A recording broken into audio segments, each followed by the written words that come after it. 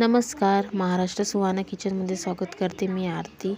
माझ्या चॅनलला लाईक नाही केलं असेल तर प्लीज माझ्या चॅनलला like, subscriber, all bell click जरूर करा और शेअर जरूर करा.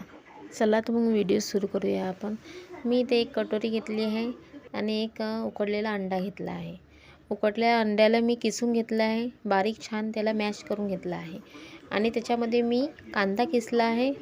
एक कांदा किसला आहे आणि हिरव्या मिरच्या बारीक बारीक चिरल्या आहे. ते मी ह्या अंडा आपण जो मॅश करून घेतला होता त्याच्यामध्ये आपण सोडणार आहे. त्यात मी अर्धा चम्मच चुटकीभर मी तिखट सोडला आहे, जिरा पावडर सोडला आहे आणि चुटकीभर मीठ सोडलं आहे. मीठ जास्त टाकण्याची गरज नाही याच्यामध्ये. आणि मिरची तुम्ही तुमच्या हिशोबाने तुम्ही टाकू शकता. तुम्हाला किती प्रमाणात मिरची टाकायची आहे तशी तुम्ही टाकू शकतात. मी याच्यात हळद टाकली चुटकीभर आणि याला मिक्स केला आहे. मिक्स करून मी याला आता 5 मिनिटासाठी बाजूला ठेवणार आहे. इथे मी कणिक भिजून घेतली होती. कणकीचा गोळा मी हातामध्ये केला आहे. हाताला छान प्रेस करून मी त्याला गोल गोल फिरवत आहे. आणि तुम्ही आता समजूनच गेले असेल तर मी काय तयार करणार आहे म्हणून तर मी बनवत आहे. आता तुम्ही बघूनच घ्या पूर्ण व्हिडिओ. आखरी एंडिंगमध्ये सांगेन मी का बनवत आहे. जे मसाला आपण आता करून घेतला होता अंड्याचा तो मसाला मी याच्यामध्ये भरला आहे आणि याला छान आपण पॅक करून घेतलं आहे. मी याला छानपैकी दोन्ही साईडनं आणि हलक्या हातानं आपण याला बेलूया. सगळ्यात पहिले कोरपटवर आपण कणिक टाकूया. कणिक सोडून मग त्याच्यानंतर हलक्या हाताने प्रेस करून त्याला हलक्या हातानं बेलूया.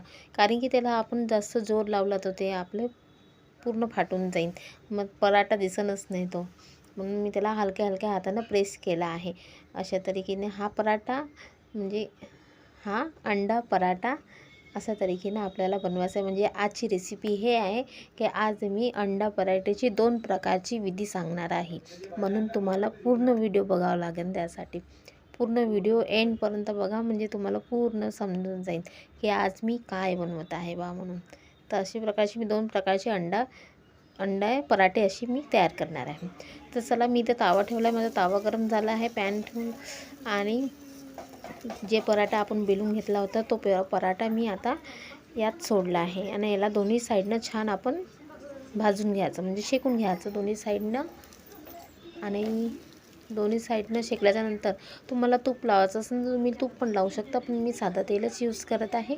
मी याच्यावर फक्त साधा तेल लावलं आहे आणि दोन्ही साईडनं त्याला छान शेकून घेतलं आहे.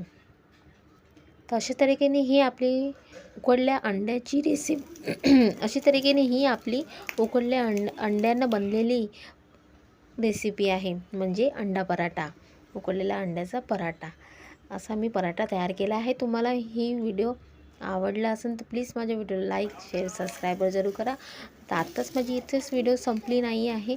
आता आपण अजून समोर वाढूया. आता मी तुम्हाला दुसरा उपाय सांगणार आहे. अंड्याचाच तुम्हाला मी दुसरा उपाय सांगणार आहे. इथं मी गोळा घेतला कणकीचा आणि त्याला मी बेलून घेतला आहे छान गोल आणि दुसरा उपाय हा आहे. मी कच्चा अंडा घेतला आहे.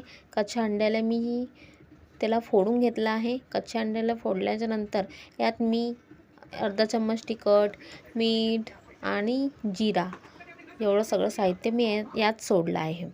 सोडल्याच्या नंतर याला छान मी फेटून घेतलं आहे आणि ताव्यावर मी जे आपण पोळी बेलली होती ती पोळी मी ताव्यावर ठेवली आहे आणि दोन्ही साईडनं तिला छान शेकून घेतलं.